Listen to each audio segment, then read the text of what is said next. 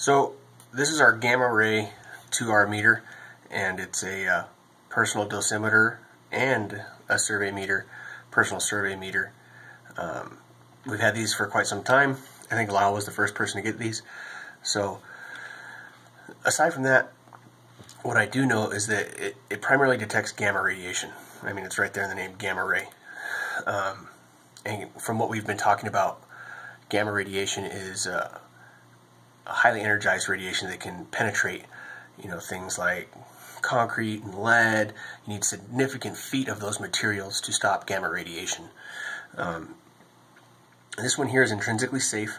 Every time you turn it on, there's a 10-minute recommended warm-up period for this meter. As you turn it on as well, it's going to go through a self-check, and it's going to test the gamma sensor in here, and then it's going to determine whether the sensor is okay, and then it's going to perform an immediate background update. And what that background update is doing is it's updating the background radiation levels that we're dealing with. I don't know if you guys can see that, but it says 7 micro-R an hour. So with that, after it's performed the self-check and the background check, and after the 10-minute warm-up period, it's essentially ready for operation.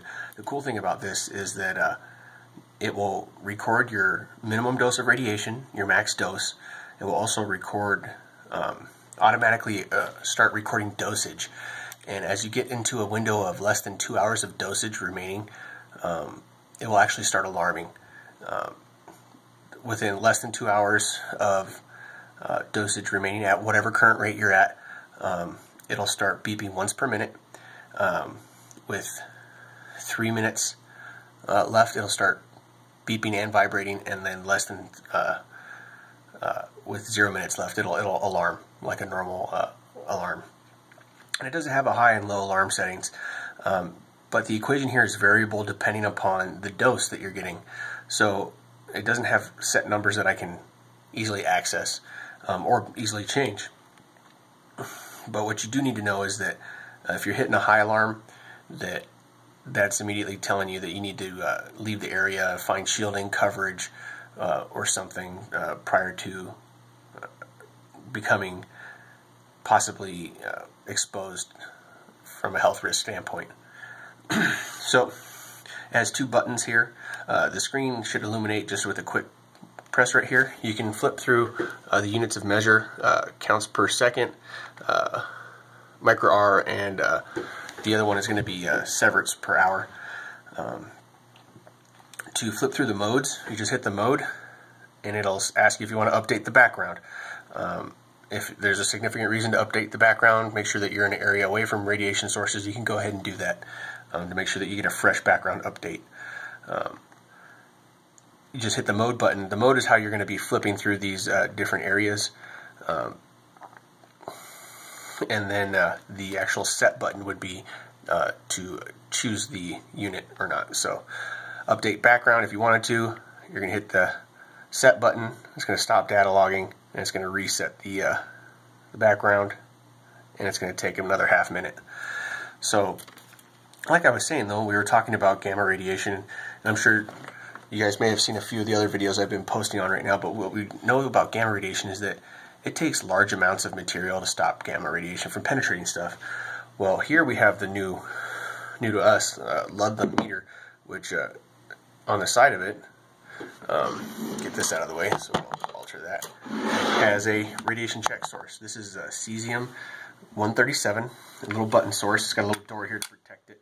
It emits beta and gamma radiations. And how do I know that? Aside from it saying right here on the button, there's a quick list right here.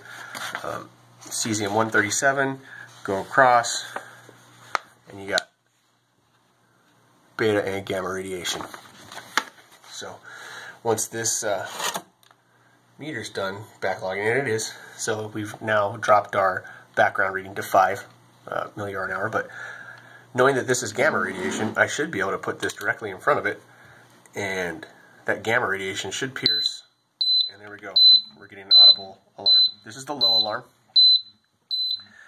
and we're getting a count of about 320 to 340 milliR an hour. So now, as I remove it away from the source, sorry, I know it's loud, the background goes back down. And we're back down to 7 milliR an hour. Well, I'm going to open this door. I think we were, what, 340? And we're going to see what we get with the door open now. Definitely went off a little bit closer.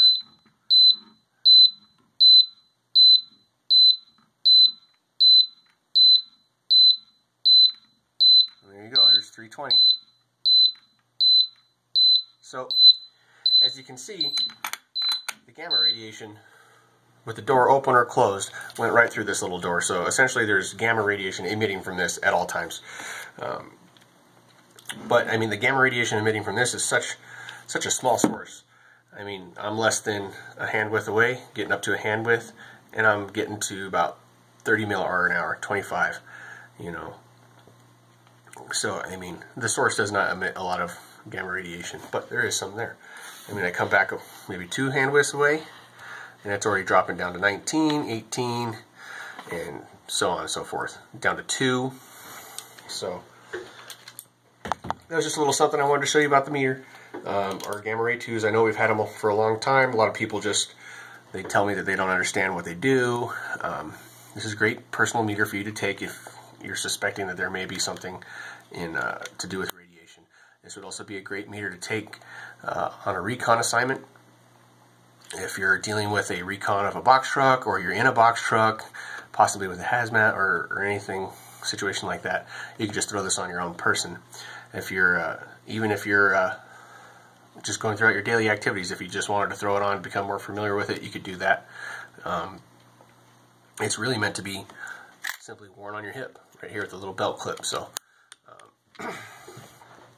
there's a push throughout Arizona to get multiple agencies each to have some type of personal radiation detection available to them, and these are a good option here, being that they're intrinsically safe, they have a loud alarm, bright flashing LEDs, and they're easy to use. So, and when you're using it on your belt, if you wanted to flip the screen, because if it would be attached to your belt, you just hold this set button here, I think, for like 3 seconds.